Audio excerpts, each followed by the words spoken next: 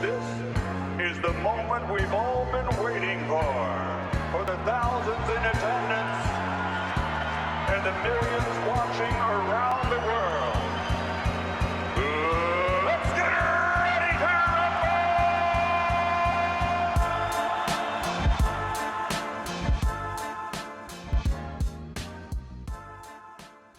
Most of these trade ideas are horrible. Corey, welcome.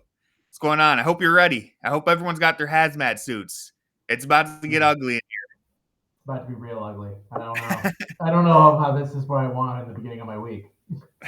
I mean, Listen. is X not enough for us?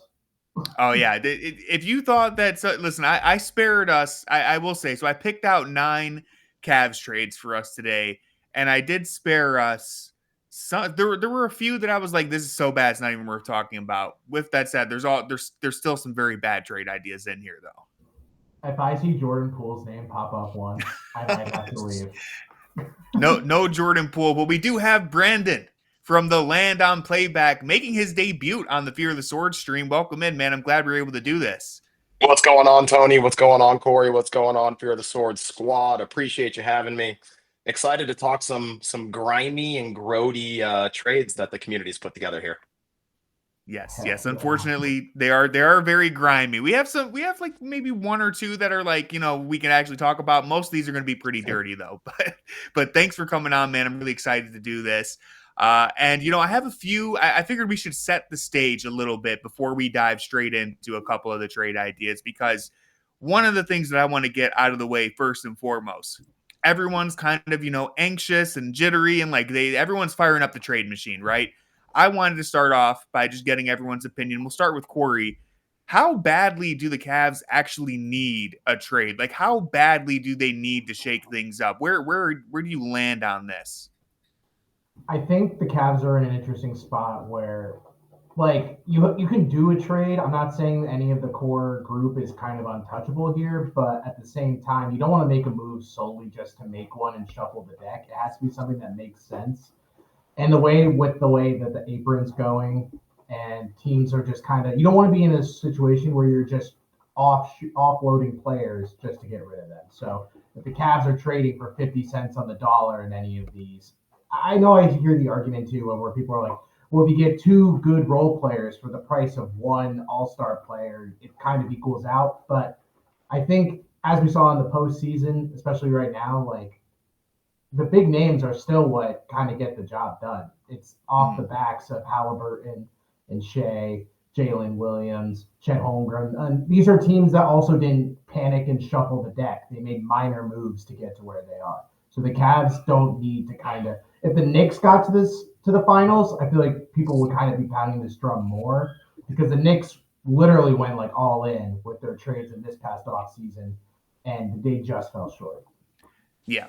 Like if it was Knicks Timberwolves, the discourse right now might be a little different. Also, Corey, your mic was a little quiet. I don't know if it's connected to the wrong one or not. We could still hear you clearly, but I figured I'd mention that at the start, just so we could. I don't know if it's connected to the right one, but while you do that, let me say hi to everyone in the chat. Aura, Brilliant Damage, Demo, Danny, Dr. Manhattan, Big Rig, welcome in. You guys get ready for some nasty Cavs trade ideas. Some of them are all right. But Brandon, I wanted to get your opinion. Is there anyone? So same question that I asked Corey, but I'll add on to it. Is there anybody here where, oh, sorry, Demo. Is there anybody on the Cavs roster that you're like, they're untradeable, I'm not even going to entertain anything? And then who on the roster is more so like you'll listen to offers? I don't think anyone's untradeable.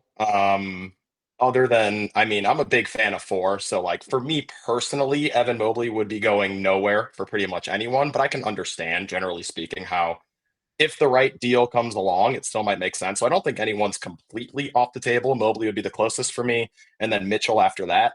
I mean, outside of those 2 guys, I wouldn't be terribly upset with us parting ways with anyone. But I do think that Corey nailed it on the head. Like, don't make a move just to make a move. Like, don't get 50 cents back on the dollar just because you like, just for the sake of shaking things up. And then also, like, I think a lot of this will sort of come down to the flexibility that the Cavs have, or really the lack of flexibility they have. So, being a second apron team right now, if you do feel like you can make a move where we're doing like a 2-for-1 where we could aggregate contracts, then I can have a conversation about dumping an Isaac Okoro salary or a Dean Wade salary if the move makes sense. But I'm someone who I want to shake things up, and even I understand that it probably makes the most sense to run it back with the core four, see maybe if we can finally be fully healthy for a playoff stretch, and then take it from there. Yeah. Yeah, and I agree with that. And like I totally understand. Like, listen, I'm joking around with how bad some of the trade ideas are, and they are bad, but like I understand why the fan base has gotten to this point, right? Because we've had regular season success 3 years in a row, and it's gone nowhere in the playoffs. So naturally fans are getting angsty. They're like, we need to, they feel like something drastic needs to happen. And the reality is, one, with the second apron, doing something drastic is just a lot more difficult than it was in the past.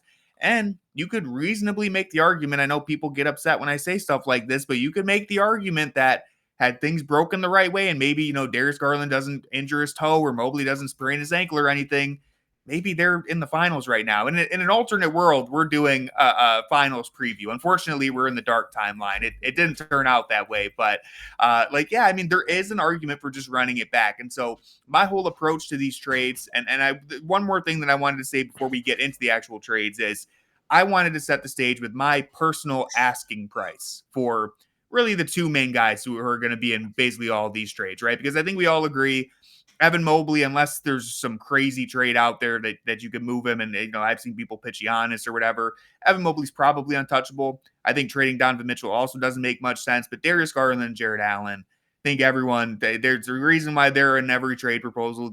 They're very important to the team, but that's the barrier for entry where we can start to actually entertain some ideas. And so my asking price for both of them is pretty simple. If you're trading Jarrett Allen, I think the Cavs need to get a playable big, someone who could reasonably play like backup center, maybe even start in certain scenarios, and someone who can start at small forward, right? Like a starting caliber wing. That's what I need from Jarrett Allen. If you're going to trade him, give me someone who could reasonably start at small forward and a decent playable big.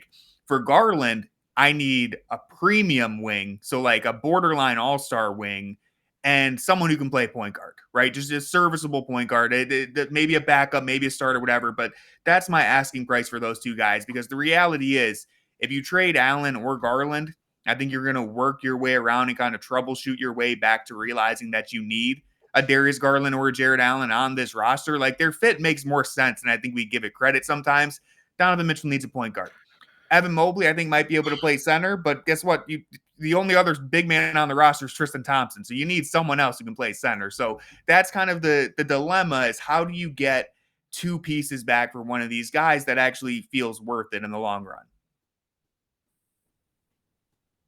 Yeah. I mean, it's tough because, especially when it comes to Jarrett Allen too, I mean, I think the Timberwolves are finding themselves in a similar situation where if one of your pillars is a player that you're not even sure you can close games with necessarily, it's like Jarrett Allen and Rudy Gobert are very important for 80% of the basketball game. And then it truly becomes a coin flip depending on the game scenario, whether or not they're useful for the final minutes. And that's not something in this type of salary cap that you really want to put that much money towards.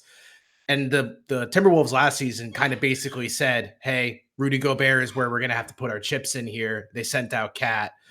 I think they found that they were closing games kind of just throwing darts again. So you don't really want the Cavs to be in that situation either. But we aren't 100% sure if Evan Mobley can play the 5 either. So it's really tough for the Cavs to decide what to do with Jarrett Allen because the contract's so valuable, but it also is making situations where you have to build around how Jarrett Allen plays to close games. Yeah, I think ideally, right, Corey, you get to close with Evan Mobley at the 5 situationally. But I do think just based on a lot of our Eastern Conference foes, like when it comes to making a deep playoff run, that's just kind of the nature of the beast as it stands. So like as far as asking price is concerned, when we did our season recap show, Kevin over from the Block the Shot pod made a really good point that I hadn't really thought much of before. But when I got to thinking of it, I was like, wow, he's really right. I want as many two-way players in return as possible. I hadn't really thought much about like the two-way nature of the Cavs roster compared to a lot of these playoff teams making deep runs. But outside of Evan Mobley and then to some degree D Hunt coming off the bench, kind of hard to point to any other true two-way player on the roster. Feels like we're a roster full of specialists, right? DG from the playmaking offensive savant standpoint, right? We've got a bunch of like defensive stoppers on the wing at the guard, right? Donovan Mitchell, your volume scorer. But yeah, like just finding more ways to get two-way players feels like a really good way to, like, if we're going to move all-star caliber talent, and that's what we're talking about in Darius Garland and Jarrett Allen, feels like a way to at least get some bang for our buck here in return. Yeah, and I think that's a great point, right? I know Jackson has been pushing this for a while. It's just the Cavs, they have so many specialists on the roster, and that's kind of why, like you mentioned, Darius Garland with the playmaking. There's all these different moving pieces that everyone kind of has their role, and everyone needs to be, not everyone, but at least most of the picture has to be in frame. Otherwise, it all just kind of falls apart, like we saw against Indiana, where you take away Garland's playmaking, a little bit of Mobley's mobility, and all of a sudden, like, the offense just falls apart, right? Like, they can't get anything going. And so, if you have more versatility, more guys you can do a little bit of pass, dribble, shoot, play defense, it gets easier. But that's where finding the right trade to bring all that back is a lot harder than I think people understand, especially, again, when you're a second apron team. So that's the last thing I'll say, and then we'll get into these actual trade proposals. I'm not a CBA expert. If any of these trade ideas are not possible, or if there's some caveat to the second apron that all of us are unaware of, don't yell at us. All right, we're doing the best of what we got. Also, none of us came up with these trade ideas. So before you get angry and be like, what a stupid trade, we didn't come up with any of these. I posted a tweet. They were all sent to me. So don't get mad at us. We're all just, we're working with what we're dealt here. But let me go ahead and share my screen, and we'll get to the first one here. Unless the offer's really good, then you can credit it to me. Yeah, that's true. If you love it, then we'll take credit for it. Yeah. If it gets picked up by a news outlet, just credit it to this show. Aggregate it to this. Yeah, if it gets aggregated, yeah, just make sure you aggregate it to Fear the Sword. All right, I just shared my screen. This is the first one. Now, this one wasn't sent to us, but it's one that got a lot of traction on Twitter, so I figured we could start off with it. Darius Garland for Jalen Suggs. Now, from what I understand, shout out to Brian Windhorst. He went on ESPN Cleveland and explained that this is probably, he doesn't think this is a deal that's going to happen. If it was, there would probably be more than just Darius for Suggs straight up. But with this one-to-one swap that we're looking at, Brandon, I'll let you start. What's your kind of immediate thoughts, reaction to swapping Darius Garland for Jalen Suggs? Absolutely hate it. Hate it, hate it, hate it. I mean, really, my biggest gripe about Darius Garland is purely availability. So I certainly don't want to trade for another guy whose main issue is he's never available. Yeah, I absolutely hate this. I mean, we've got specialists from a guard stopper standpoint. Like, I think people don't realize just how good Sam Merrill was on ball defensively on guards last year. Obviously, you got guys like Isaac Okoro, right? Yeah, we need Darius Garland's playmaking. And if we're going to move DG, that's what I'm concerned with most. Where's the playmaking going to come from? And then are we getting someone that doesn't have the same sort of availability issues that DG has over the last couple of years? So yeah, I hate this move with a passion. I think I'm right there with you. Corey, are you going to zag? Are you a Suggs truther? No, I also really didn't like the trade. I think it's just to me, this was a classic case of just shuffling the deck with the guards and just be like, maybe it's a different type of guard in the room. But I feel like people think the defensive ceiling of Suggs makes up for the fact that we're losing so much offensively with Garland, but I wouldn't point to reasons why the Cavs have struggled in playoff series because they haven't been able to stop lead guards.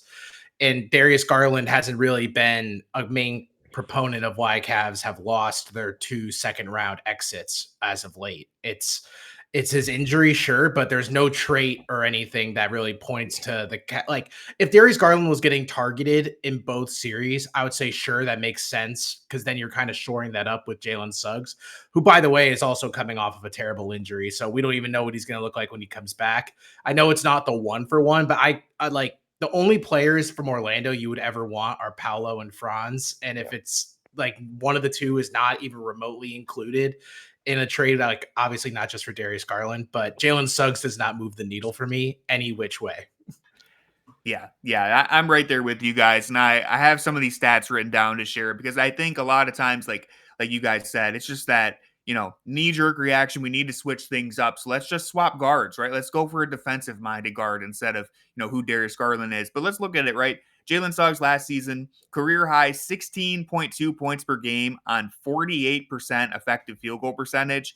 That's not very good. In one of the worst assist to turnover ratios in the NBA. He's a career 32% three-point shooter. You could basically call him an offensive liability in certain scenarios, right? Darius Garland, on the other hand, last season, 21 points on 56% effective field goal percentage, 7 assists on fewer turnovers than Jalen Suggs. So just all around, Darius Garland's one of the best floor generals in the NBA. He fully controls the offense when he's at his best. Whereas Suggs, it's kind of, you're kind of trying to figure out how to hide him on offense almost, because he just has never shown any, elite offensive creation. And if you're someone like, listen, he's still young. If you're someone who believes that he can do that or develop into that, then I can understand why maybe you're talking yourself into Suggs. But we've gotten here, in my opinion, because the fan base, we've over-indexed on the intangibles. We have focused so much that the discourse for the last few seasons, it's all been physicality, toughness, all this stuff. And that's why we've gotten to a point where we're ready to trade Darius Garland, who was an all-star, 2-time all-star now, for someone who's a very good player, but probably a role player unless he makes some sort of leap. And we saw the Cavs last year had this historically great offense in the regular season, and that translated to the first round against Miami. Then you take Darius off the board and you face a really good opponent in Indiana, and it kind of falls apart. And there's more to it than just Darius Garland being injured. There's certainly more to it, but I don't think it's a coincidence that the offense looked as bad as it did because Darius Garland wasn't out there. And again, if availability is your concern, Jalen Suggs has missed a bunch of games in his career. In fact, he's only played over 54 games in a season once in his career. So Darius Garland, he's been way more available. And I understand if your concern is, hey, he's been hurt the last 2 years. To me, the reason why I'm willing to overlook that for Darius is because the injuries have just been kind of fluke. It's like, all right, he broke his jaw. I hope that never happens again. I mean, that would be unfortunate. The stub toe, like the sprained toe, these are just weird, fluky injuries. Whereas if it was him, twisting his ankle over and over again, or a meniscus or a ligament or anything like that, a back issue like Jalen Suggs has, that's more concerning long-term. For Darius, I'm kind of willing to just bet on this dude who, we just went through this last year, right? That's what's almost frustrating about all this is we just went through this last year with Darius Garland, where everyone's like, hey, when he's healthy, he's really good. And then he got healthy and he was in all NBA discussions for most of the year. And then he gets hurt in the playoffs again. And then we're right back to square one. But I just wouldn't trade your 25-year-old, 2-time all-star, borderline all NBA player for a guy who may never get close to that in his career. One little added tidbit here, and it doesn't matter all that much, but just for the Cavs fans here, also a 15% trade kicker if we move DG. So Jalen Suggs' contract actually becomes more expensive than Darius Garland's if we make this trade. Wow. Jeez. Wow. Yeah. Entice me more. Yeah. DG's at 39.4 and Suggs has a $35 million cap hit next year. Yeah, man. I'm sorry. Listen, maybe there's more to this framework, a third team or something because if you trade, that's just the problem. This is the problem. Then we can move on to the next one.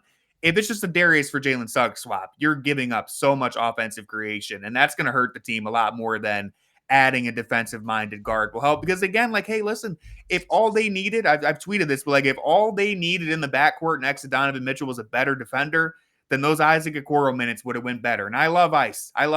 But if that was all they were missing, and Suggs is a better defender than Okoro, sure, but that should have gone better then if that's what they were missing. All right, let's move on to our second one here. So, I forgot to put a poll in the chat. My bad, chat. I'll do it for the next one. I'm doing my best. My production skills are lacking. We got to pay that intern more money. Yeah, we got it. We got to hire an intern. This is where Jackson should be helping out. All right, let me share trade number 2 here.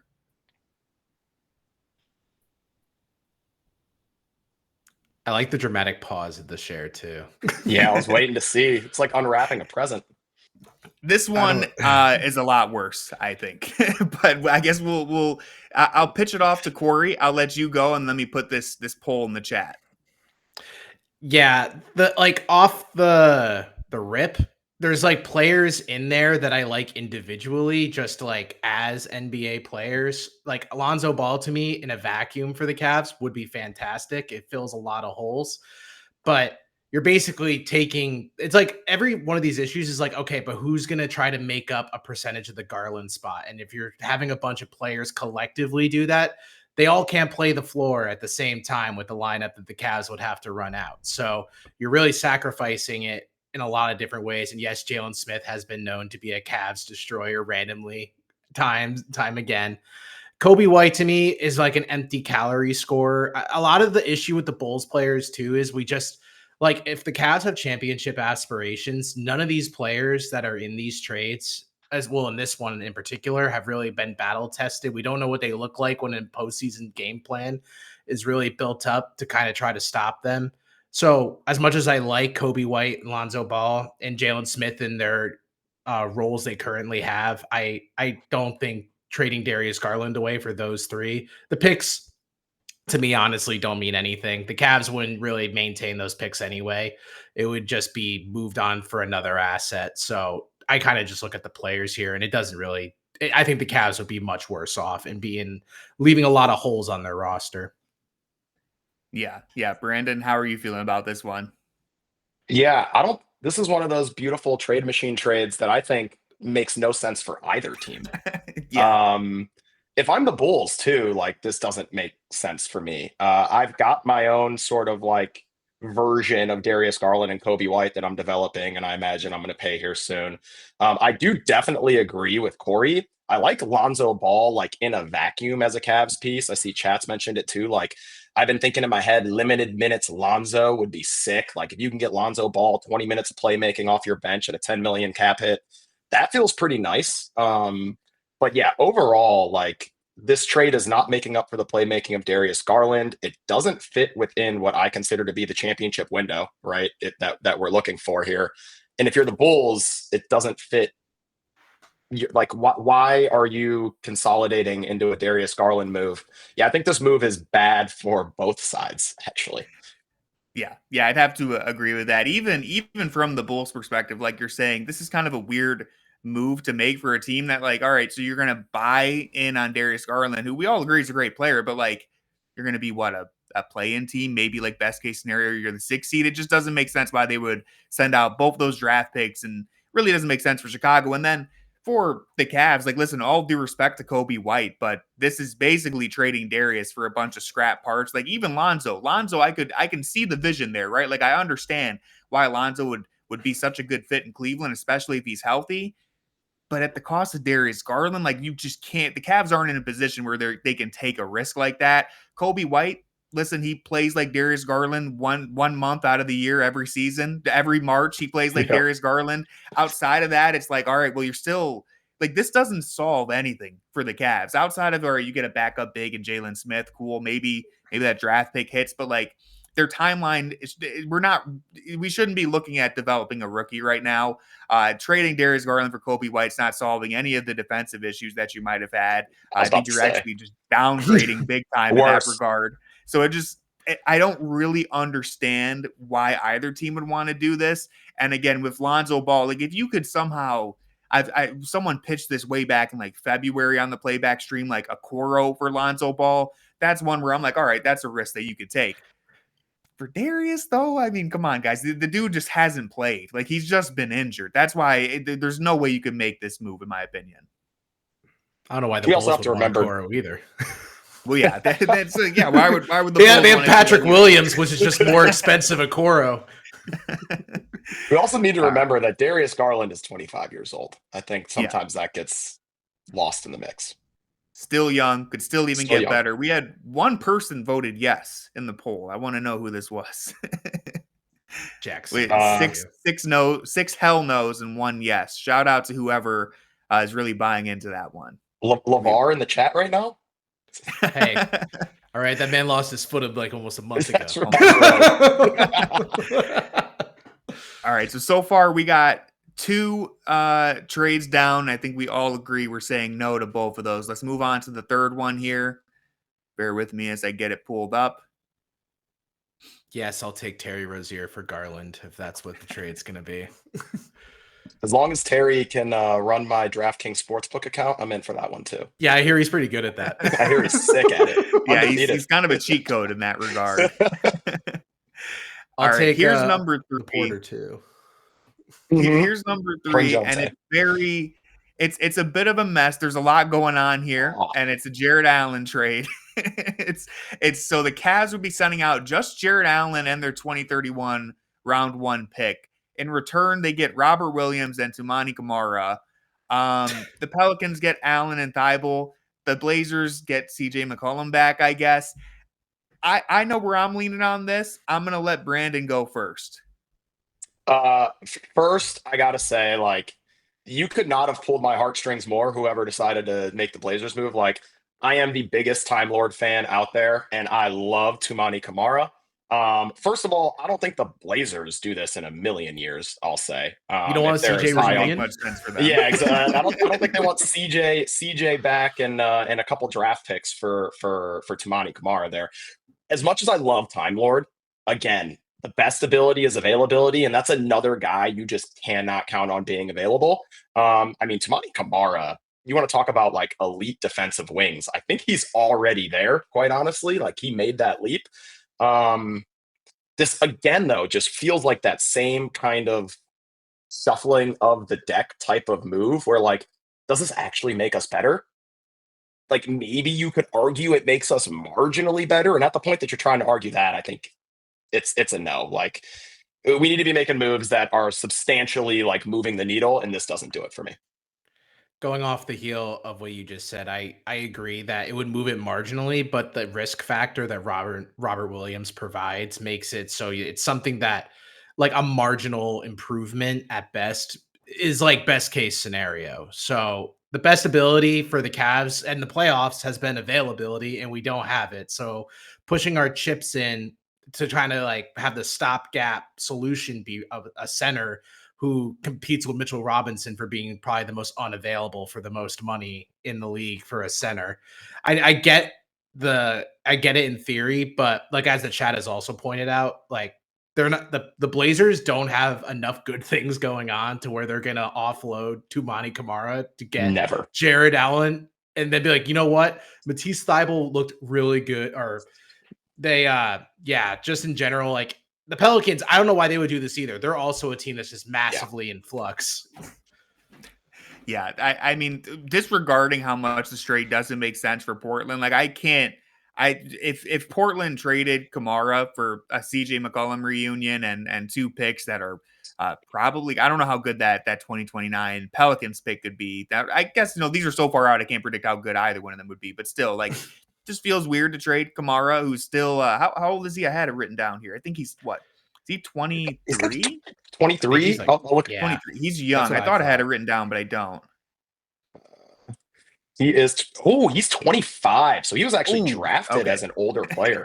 little older than I thought, but still worth. It's just, like, Darius Garland's 25, Kamara's 25. You could still project a little bit of improvement there. But what's funny about this deal, right, is because I'm going to say no, and I wouldn't take this trade. But what's funny about it is it does kind of fit my asking price that I said at the start for Jarrett Allen, which is I need a playable big.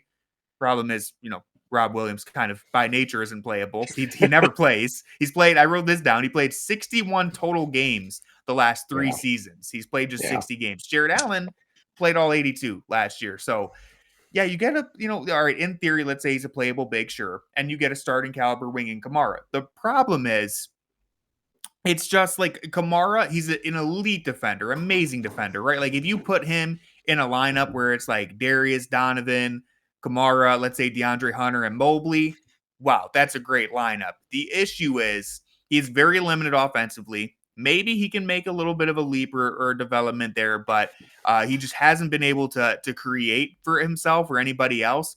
And Allen, like, in all honesty, Allen's a better offensive player than him right now, right? Like, the vertical rim pressure, the ability to finish plays, and even the creation in the short roll, like, Allen's just more helpful there. Sure, you get a very elite perimeter defensive wing, but for all of this, adding Camara and a player who probably won't even play, I feel like it could just be a step backwards, or at the very best, like a lateral move. But then you add in giving up the 2031 round 1 pick, where that's like one of the last trade chips you have. And this just feels like a move where, again, kind of what we said at the start, like, the Cavs shouldn't be panicking right now. You can look at areas where they failed in the postseason and want to change things up, but this feels more like all right, we really need to shake things up. We're kind of getting worried, a little too worried, and making a move for the sake of making a move. This is something where I'd probably just be willing to hold on to Allen and that first round pick and try and find something better. Yeah. With that said, Kamara is an elite defender. I live in Portland, so yeah, I've watched quite a bit of Kamara, and our guy Fresh West in chat was actually at the Lakers Blazers game, and Kamara was shutting LeBron down, turned off his water. It'd be fun, but listen, JA brings his own value to the table as well. So yeah, if you this is a complete made up scenario, but if you somehow gave me like this package, but rather than Rob Williams, it was Jalen Smith from our previous package, I'd be like, all right, now I'm really thinking about this. But getting Robert Williams and probably not getting anything from him is what makes it so dangerous for me. So would have to say no to this one as well. Let's move on to number 4. I don't remember the order that I put these in. They're not in any particular order, so I don't know which one's coming up next. But let me pull this one up here. Fresh West points out, and I agree. Kamara and Klingon would be interesting. Klingon instead of Time Lord. I don't think Portland would be willing. Oh, that'd be such an over. Yeah. Portland would burn to the ground. Portland would have to be run by Dallas's management team for me to. Yeah, where's Nico at? Nico. Good. Kamara is a little fat, in my opinion. I don't know. Does he really? Kamara was drinking a Miller Lite after the loss last night, Coach. There's been a lot of losses. Can you point out to which one? He drinks all the time. Adding DG to the package at that point flips it the other way. Now it's the Cavs that are losing that trade. But back to a Darius Garland trade. This is another one that I've seen. I've seen different versions of this floated out there, a Darius Garland for Jaden McDaniels swap. And so I'll start off here with what I think we need to get out of the way. And I think McDaniels is a really, really fun player. I do kind of think that people are a little obsessed with the idea of a Jaden McDaniels more so than who he actually is. He's shown these really good flashes, right? And he's still young. He can still develop, but he's very inconsistent on offense, right? Like he's very inconsistent to the point where I wouldn't be comfortable losing the creation that Darius Garland gives you just to upgrade your wing defense, which they certainly could use an upgrade in the wing department. But everything else in this trade is a huge L, right? Like Mike Conley, love him, think he's a fantastic player. He's kind of cooked. He's beyond cooked right now, actually. He was really, really unhelpful in the playoffs for Minnesota. He was kind of unhelpful all year. I don't know if you guys know this. I pulled this up. I heard this on a podcast too, but I had to look it up for myself before this to confirm. Mike Conley in the playoffs shot 25% from inside the 3-point line. He was 25% on 2-pointers in the playoffs. So you're basically getting nothing. And Mike Conley, by the way, he's going to be 38 next year. So this is, again, kind of trading Darius Garland for a box of scraps. Now, McDaniels is much, much better than a box of scraps, but the rest of this trade means nothing to me. Conley, that guy, the round 2 pick, does nothing for me. McDaniels is not good enough for me to do a 1-to-1 swap there. So that's why I'd have to say no to this one. Corey, where do you stand on this? I think I like the concept of the trade. I think it's what we've been talking about for what we would want for Darius Garland. Like I get the point of it. You're trying to get a stopgap point guard to fill in the Darius spot and upgrade your wing position. But unfortunately for this trade, I don't think McDaniels, like you said, is a reliable enough swing to take to trade for Garland. And Mike Conley is like pretty much about to be on his retirement tour. So I don't know. And they were really trying to find ways to use him in the postseason and try to hide him to keep him on the floor because of their other options, but they were really struggling. I don't think Mike Conley would really serve the Cavs in this. And Jaden McDaniels is too much of like high risk, low reward at the same time on a night to night basis. Like I know this is probably coming off the heels of like a whole series of playoff games for the Timberwolves where McDaniels was actually pretty solid for them, but nothing I saw really kind of shows that it's worth trading for Darius Garland. Yeah. Brandon, I know they got KD, but we got Jaden McDaniels. What's your overall take on this one? I agree with you guys. Like I get the point, right? This is closer to that two-way type of player that I was talking about. Although I agree with you, Tony, like very inconsistent offensively. The defense has been great in the playoffs in spots, not on the whole. I get concerned with him fouling, especially sort of those ISO heavy types of players that maybe we don't get as much of here in the Eastern Conference, but still something that concerns me a bit.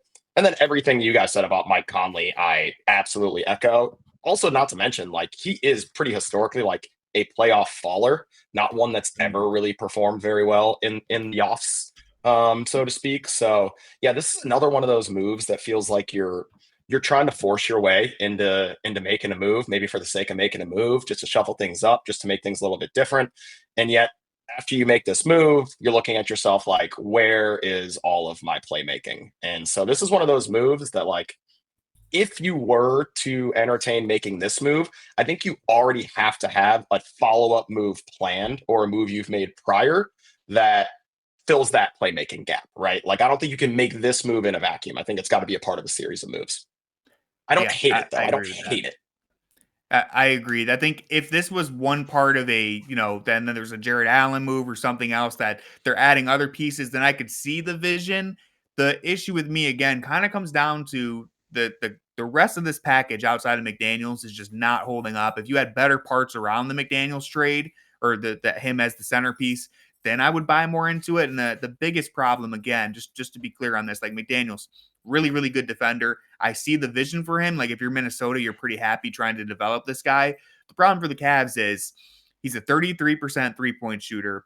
Can't really create for anyone else, even for himself off the dribble at a decent or elite rate in the way that Darius Garland can. And what you'd be doing is you'd be trading the Cavs' best three-point shooter. You could argue Darius Garland's their best three-point shooter, best playmaker, for a guy who can't really do any of those things, right? And so that's where I would have to sign off on this and say no way. But I understand the vision, right? Like it's back to what I said. You're getting a kind of almost premium wing. Like he's probably a step below that, but like pretty close in McDaniels. You're not really getting a backup point guard in Conley, but I understand why someone might still like you have this vision of who Mike Conley used to be, and then the rest of this it just means nothing to me. So I think we all agree we'll probably pass on this one, but this next one, I think, in my opinion, this next one's my favorite. All right, this next one's the one that I think is probably the best trade. The main course. Here we go. Get ready. I put it right in the middle. So I will mention on that last trade. Here. It does at least save us $1.6 million in cap space, so it gets us about $4 million away from getting underneath that second apron. So again, like as far as like making a series of moves is concerned, if you're then trying to get under the second apron so you can aggregate contracts in like your next deal, then yeah, there's a lot of moving pieces here. It does raise an interesting question that I wanted to pose to you too. Do you feel like it's more likely that the Cavs trade both Garland and Allen, or more likely they trade neither? Good question.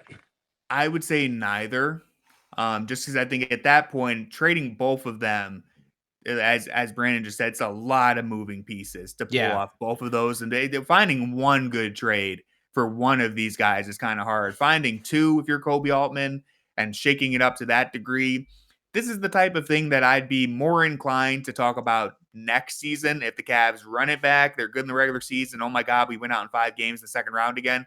Now let's start getting drastic. Right now, though, like if the choice is making a move, shaking it up to that degree, or just running it back, I'm team run it back all the way.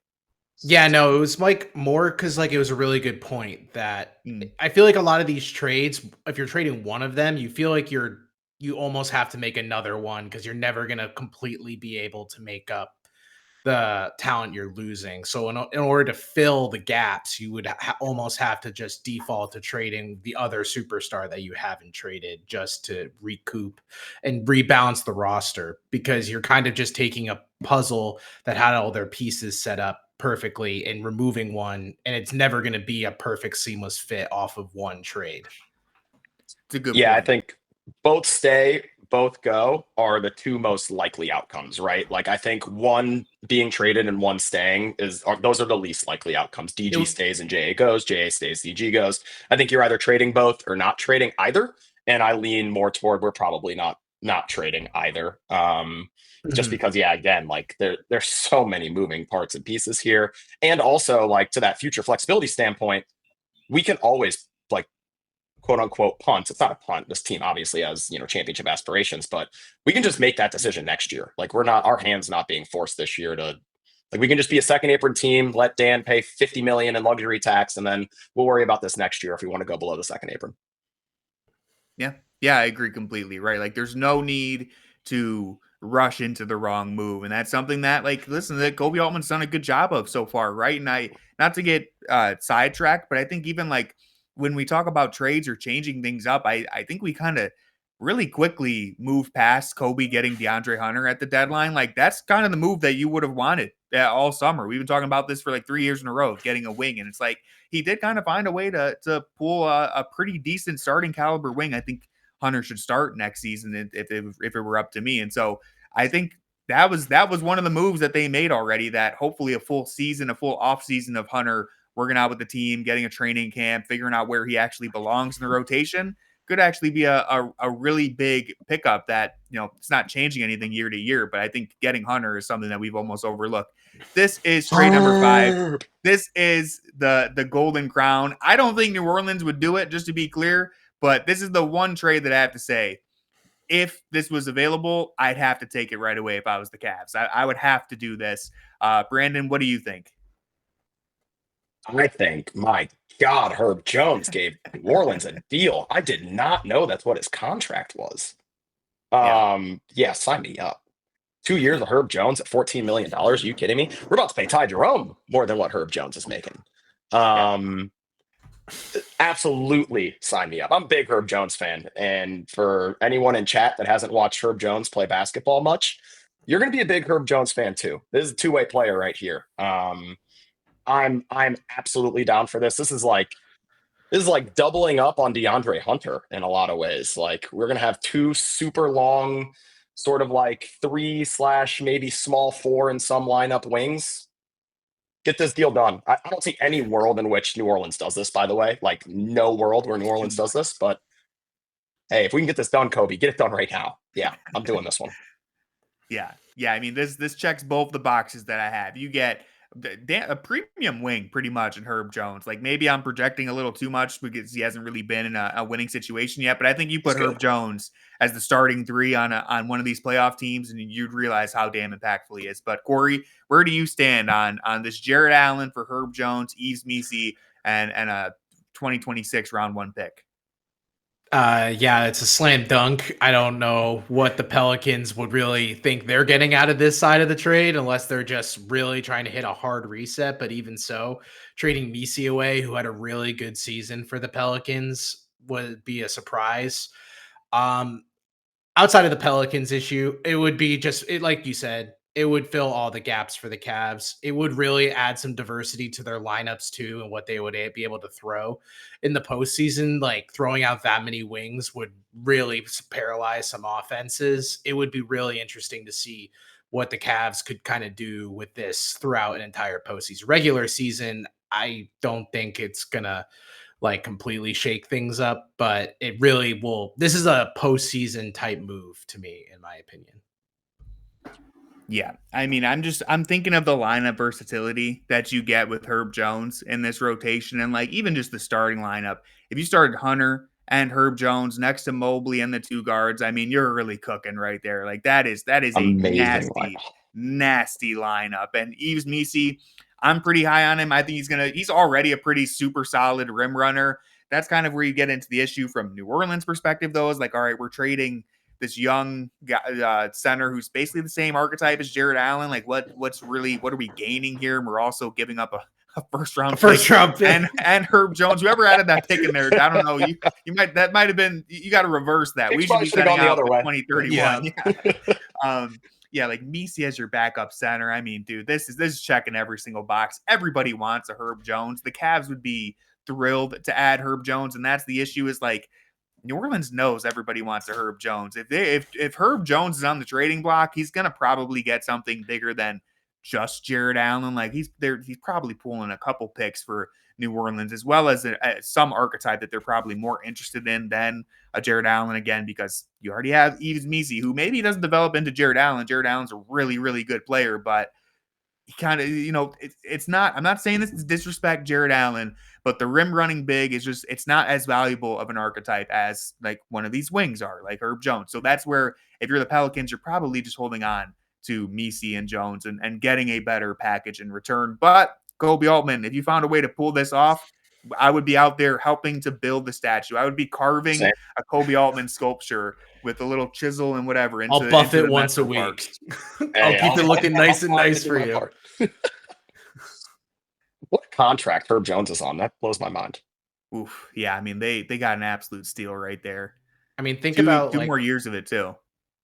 If you think about the price tag of what Cam Johnson was in this trade deadline, I think that would probably be what you would actually be looking for if you're the Pelicans for Herb Jones. And I think I prefer Herb Jones, as do most teams, over Cam Johnson, probably just given that two-way versatility. But not to, like, obviously that trade would be great for the Cavs. It's just like, I think if there was a Herb Jones layout that they could follow, like you guys were kind of saying, there would be way more on the Cavs side. Like it might have to be like Strus thrown in or something. But the Pelicans are in a really weird situation right now too, as they are in every offseason. So yeah, no, I agree there. And listen, we all really liked that trade. Now I'm about to piss everybody off with this next one. Nobody liked this trade idea.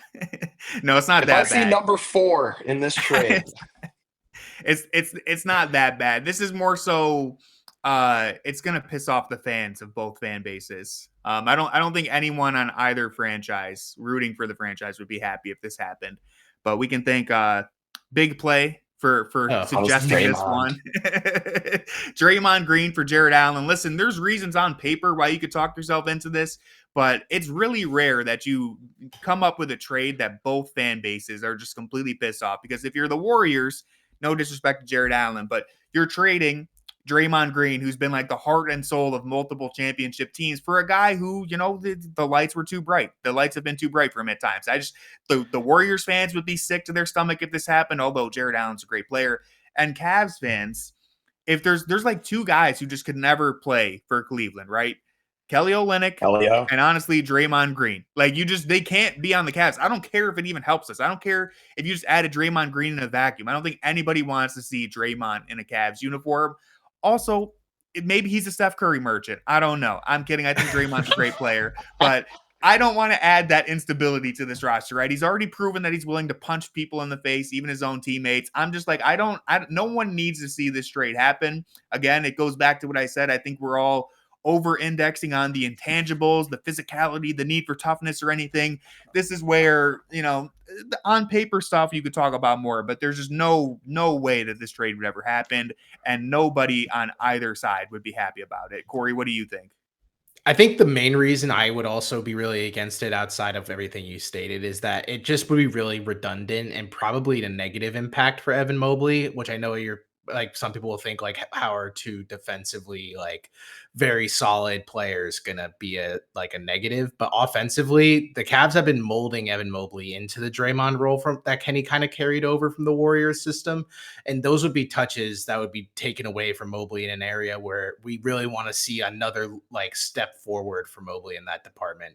It would further compound spacing issues. I know Draymond's willing to take threes, but it's not something where just because you're willing to take them doesn't mean I want you to. And yes, there are the sequences where Draymond looks really good from the 3-point line. Those do come few and far between. But overall, I think it would just really make things murky offensively for the Cavs. It would negate spacing, probably similarly to how we feel about Jarrett Allen, because Jarrett Allen definitely, to me, is more talented scoring-wise than Draymond Green is. There's more ways he can kind of get his own things going here. And while I agree that maybe there could be some minor like resemblance of the Curry Green dynamic with Garland in Green, but it's all like, this is never going to happen. I think Draymond would never leave the Warriors, period. I think that was kind of established with his last contract when there were rumors about him floating around. I don't think I think he's going to retire with them.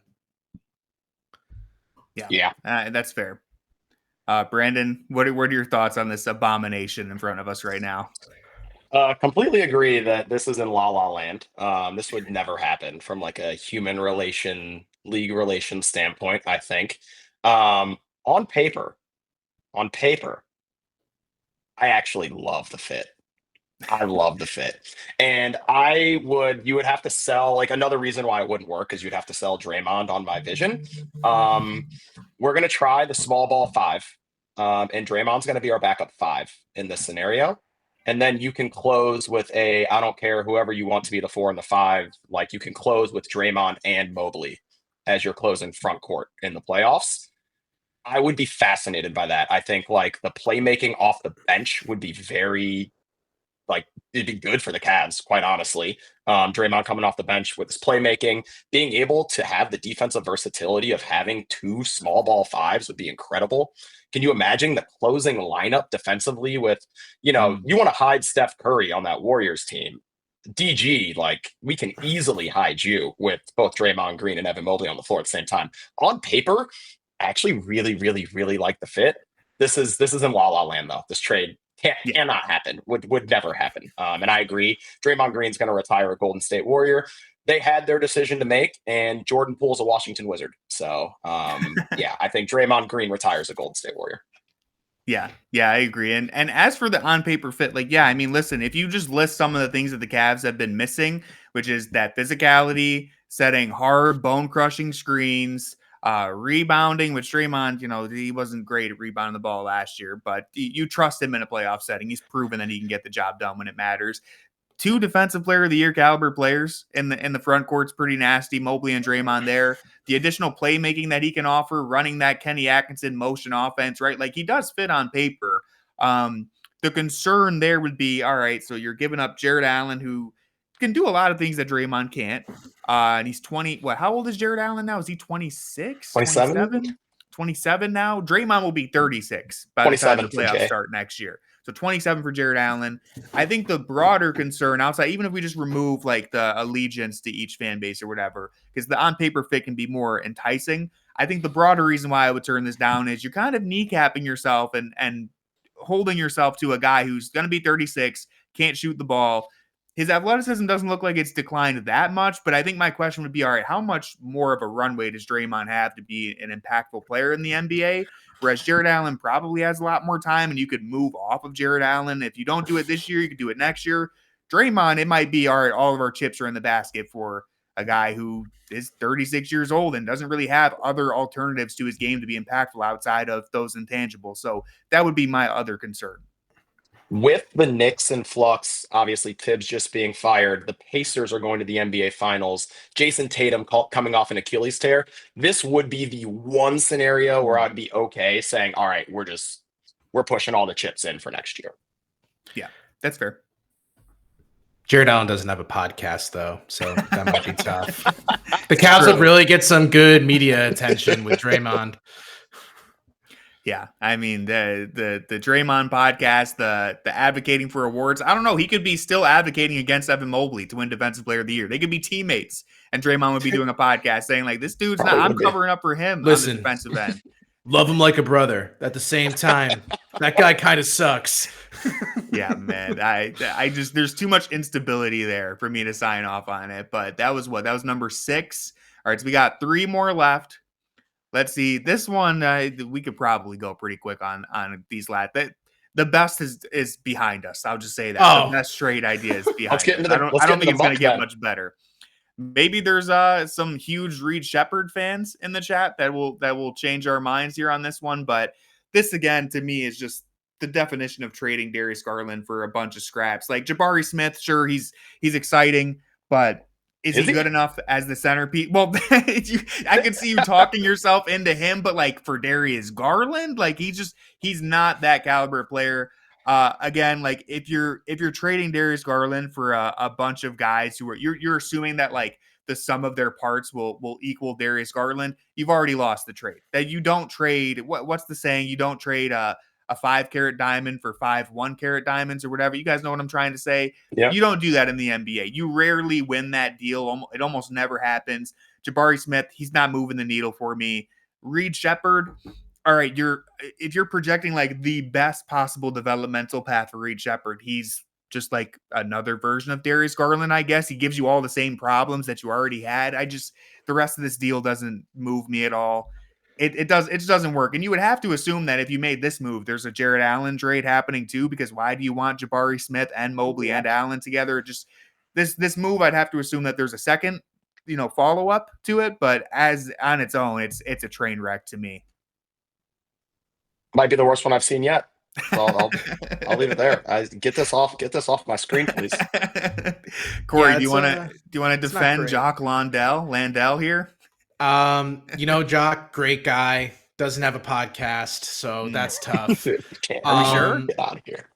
Overall, though, the Rockets would be really weird for them, keeping Van Fleet and Jalen Green and then throwing Garland into that. It's like, hey, what if we just really piss off one of our 2 pre-existing guards? Because I can tell you right now, neither Jalen Green or Fred Van Fleet are signing up for that. Yeah, I mean, we've said it a bunch, but this is just the definition of fans thinking, oh man, we need to shake things up. What can I get for Darius Garland, Jabari Smith, reach out? Like at the point where you're trading him one all-star caliber guy for 4 guys who will never live up to that. It's just, you've already lost the trade. So let's move on. I don't remember what the next one is. Like I said, the best is behind us. So I don't know how many takes we'll have on this. We're at number 8 now. Let's see. What was number 8? What did I include here? All right. This one's not this. I don't like this trade, but I think it's better than the last one, but I still don't like it. I'll let Brandon start here. I used to be a Sohan guy. Used to. I'm not anymore. Yeah, I did. No. I didn't love what I wanted to see a bit of a bigger jump last year, to be quite honest. There's still definitely room for potential for him. Also, the way he shoots free throws pisses me off. I'm sorry, but that's just insane. Sorry, you don't get artistry. Like, dude, that's a story for a different time. But and for those of you that haven't seen him shoot free throws, YouTube it right now. It's insane. I would have been way more into this trade 1 year ago today, which sounds weird because like JA has, I think, like maybe even increased his trade value on that contract over that time. But again, I was just so much higher on Sohan this time last year than I am today that I'm a no for this one. I will say the one consideration here, $9.9 million saved on the cap, brings us well below the second apron. So if this is followed by a move where you can take Garland and you can actually aggregate Garland with an ice at 11 million with a Wade or something, and you could start trying to chase like a bigger name player. So if it's in a series of moves, maybe, but probably not on this one. Yeah. Corey, where do you stand on this? Jarrett Allen for Sohan and Julian Champagnie. Big Champagnie guy. So glad to see him here. It's tough.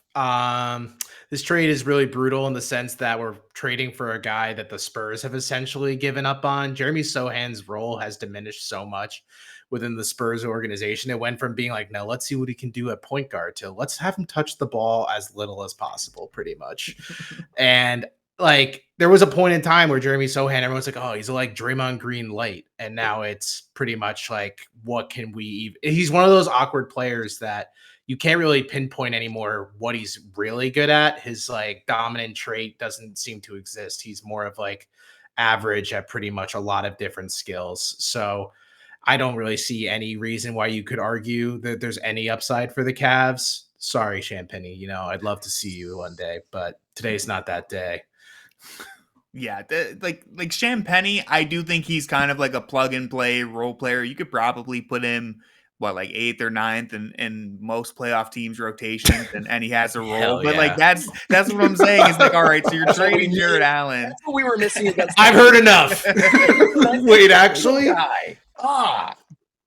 Champagny would replace the Dean Wade minutes. Cool. Awesome. I don't know if that A willing moves the shooter?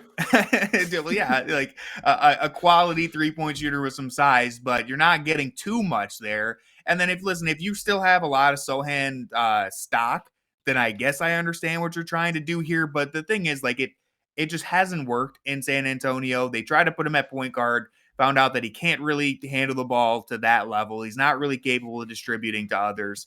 Granted, the team sucks, so maybe in a different context, maybe with some development, he's still young. Like, there's pathways there, but that's for San Antonio to figure out. I don't know why the Cavs would want to take on that challenge, that developmental issue right there, when, like, that, to me, this is a step backwards. You should be maximizing your championship window right now, and taking on I think he's 22, I think, Sohan. It's like, or Sohan, you got to be projecting a huge immediate leap from him as soon as next year if you're making this move, because otherwise, yeah, it's like you're trading for a guy who's going to be like a decent 8th or 9th man in your rotation, and another guy who you kind of have to figure out where Jeremy even fits in. Like, he's kind of just a jack of all trades, master of none right now. I'm not sure where he helps the team, unless, again, if you're projecting a leap from him, but I personally am not doing that. We might have better options already on the roster, honestly. Yeah. Like Jalen Tyson, why not just try, like, if you're taking a project on, it's like Tyson, Travers, like these other guys, Tomlin, like there's other options there where you don't have to lose Jarrett Allen in the process. No doubt. All right, we'll move into our last one, the grand finale. This one's absolutely insane. I'll just say that much. This one's like absolutely. I didn't include the person. Oh, whoops! I clicked live TV. Hold on. Wrong button. All right. I didn't include the ad of the person who shared this because, it's not meant to make fun of anybody or anything. But I will say this person was accosting me, was insulting me for not understanding the second apron and unrealistic trades. And then this is the trade that they sent me. The most unrealistic, insane thing I've ever seen in my life. Let me just say right now, I don't know if it's on screen yet. I'll wait for it to show up. It's on screen. It's depixelating for me.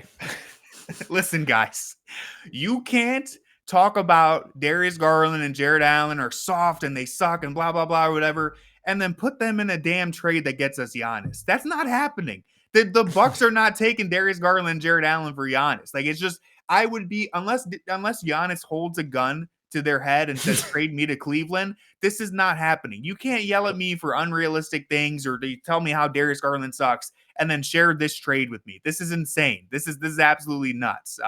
Shout out to Chicago. They get AJ Green, Derry Bird in this move. But outside of that, incredible. Like, listen, if I'm the Cavs, yeah, I'm doing this. I'll take Giannis for Darius and Jarrett and Max Strus. You're giving up a lot of depth, but you're getting Giannis and Alonzo Ball. But, like, this isn't happening in a million years. So I don't even know where to go from here, where you guys want to take it. But I had to include one truly insane, just like 3-team deal that's impossible in here, just for the fun of it. Is the Bulls' goal to just have all white guys? I'm a little confused here. Strus and AJ Green. Strus, AJ Green. You got Vooch. You got Bazelis. We got like a little squad going here. We need to send a Merrill too in this deal. Yeah, send a Merrill too. Merrill will probably feel left out. Yeah, Merrill's like, what the hell?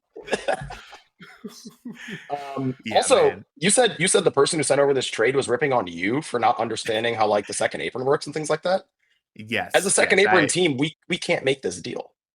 Well, there you go. This is like, look, man, damn. I had a decent, not to just complain about Twitter, but I had a decent amount of people yelling at me for not understanding the second apron. If you have watched even a second of these playback streams or the Junkyard Pod, or probably even seen my tweets, I am very transparent. I don't understand how this shit works. I don't know how the second apron works. I don't think anyone does. So if you want to call me an idiot, like, I'm not pretending to understand any of this. With all that said, this trade's ridiculous. I didn't include this in here, but I'll pivot because this was something that I saw. I think even ESPN Cleveland and other people floated out. Also ridiculous. But if we took the same framework, but it was Evan Mobley for Giannis, let's just say that's the 1-to-1 swap. There's other pieces, sure, but Mobley for Giannis. Brandon, what's your opinion on that? Cool. So really quickly to run through the second apron stuff, basically we would have to do it in a series of transactions. Like, we can't aggregate our salaries to accrue a bigger salary. Like, Giannis is the biggest salary on the board here. We can't do that. In like a scenario where we figure out the moves we need to make to move Mobley for Giannis, Oh man, this is so tough for me, guys, because like I am of the mind that Giannis, like you could make very strong arguments he's the best player in the NBA, in my opinion. I am so absurdly high on Evan Mobley. It's probably like in my own like I'm probably doing self harm. I'm so high on Mobley. I oh man, Tatum's out next year. The East is wide open with Giannis. I feel like we would run through it. I can't do it. I stand pat with number 4. Like a guy that young that's shown that type of two-way skill at his size, moves the way he does. I genuinely do feel like the way people rightfully heap all this praise on Victor Wembanyama, like, is Evan Mobley not like mini Wemby, but with better like injury history? So yeah, let me hold on to our guy 4. Yeah. I was listening to ESPN Cleveland did their 5 good minutes with Wendy, which is never 5 minutes, by the way. It's always like 15 to 20 minutes, but that's a different thing. Well, hey, we're not complaining about more Wendy, but he mentioned, because people have kind of had this idea like, oh, if Mobley takes the next step, if he takes the next step, which sure, I do think there's another step in Mobley, but like the dude was the defensive player of the year, second team All NBA, and All Star. He's taken a huge leap already. Like, and he's going to be 20. He's 20. Is he 23 right now? About to be 24. He's going to turn 24, I think, this month or next month. Dude is still really young, and he's already the defensive player of the year. He's the third option on this team offensively, and he was averaging basically 18 to 20 points per game whenever the minutes were high enough. Yeah, Giannis is incredible. I agree. I think you could make the argument that he's the best player in the world. At worst, he's the third best player in the world. Yep. You get a guy like Giannis, you're maximizing your window.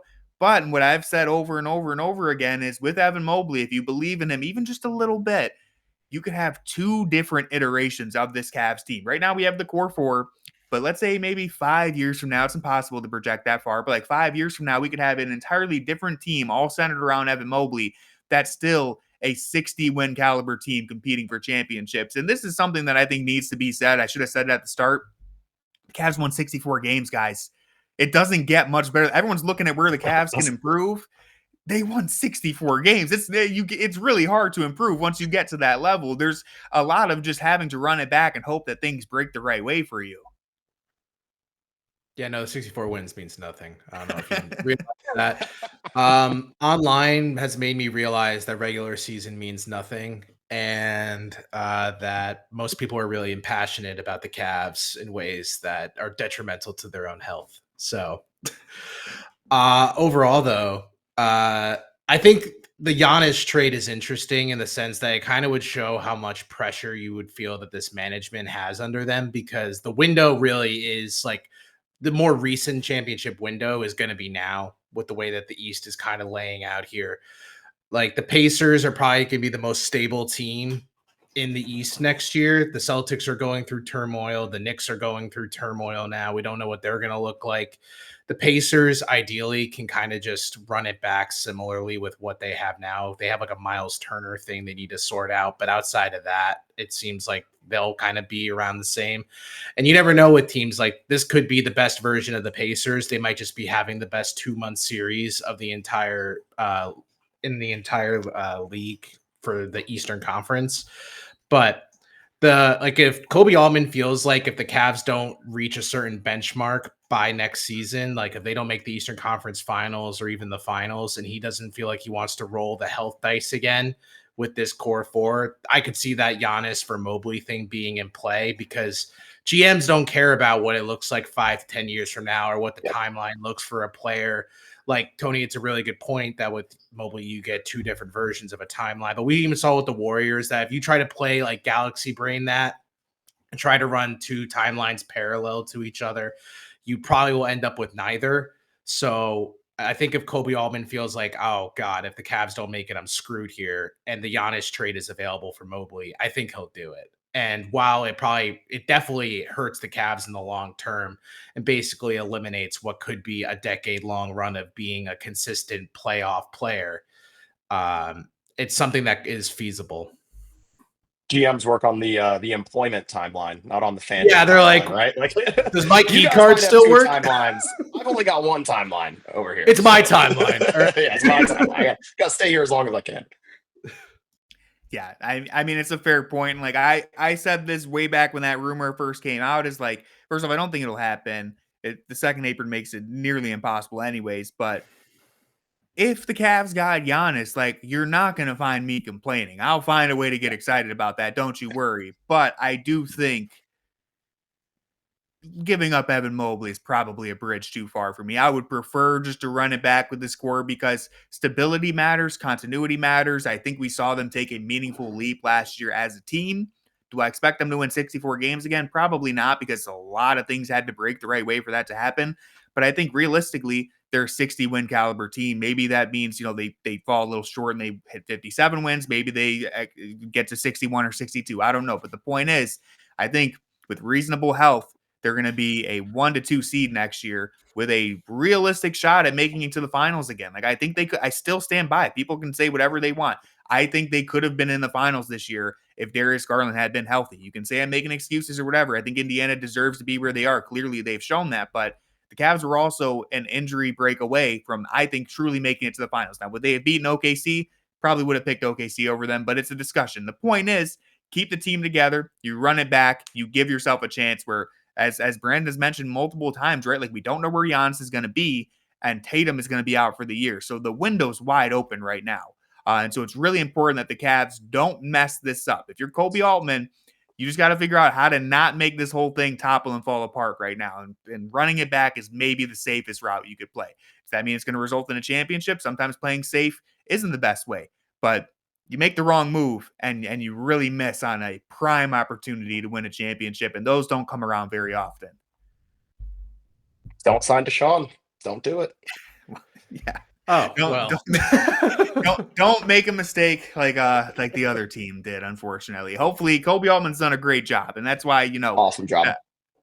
I'll end it here. A lot of fans are, I think, not many fans anymore, but I you always see it on Twitter, fans that want Kobe Altman fired. I'm like, guys, you can't do a better job than what Kobe's done. Like, you really can't. You can maybe, he missed on. Andre Drummond was supposed to be the answer. Isaac Okoro is the one he gets a lot of flack for. Yeah, the Okoro pick. I see them talk about like the second round picks too. Like, he missed on Travers or whoever else. I'm like, God, pick in the NBA. It's like nobody hits on second round picks. Yeah, how many are hits? Nobody hits on them. It's just like, guys, you can't do a much better job than that. So regardless of what happens, the Cavs have a very good hand in front of them, and as long as they play it well, they're going to be competitive. So. That's all the crazy trade ideas I had. Thank you to everyone in the chat for tuning in for this. We're going to be uploading this to YouTube later on tomorrow. So make sure you're subscribed there. Brandon, thanks for joining us, man. Thanks for taking the time out to do this. Make sure everyone go follow the Land on Playback. I'm sure you guys already are, but make sure you follow the Land on Playback. They do great stuff. Brandon, thanks for being here. Thanks for having me, guys. This was a ton of fun. We got to do it again sometime. Always fun to talk Cavs. So appreciate you. Yeah. Looking forward to it. Everyone, make sure you follow the Junkyard Pod or follow Tony Pesta on YouTube, because me, Corey, and Jackson are going to have new Junkyard Pod episodes coming soon this summer. You're going to get top tier draft analysis from people who don't watch college basketball very often. You're not going to want to miss that. And yeah, we're going to have lots of off-season stuff. So lock in. It's still, the off-season. It came sooner than anyone wanted, but we're going to have lots of good content. So make sure you're following this room on Playback as well. With all that being said, go Cavs.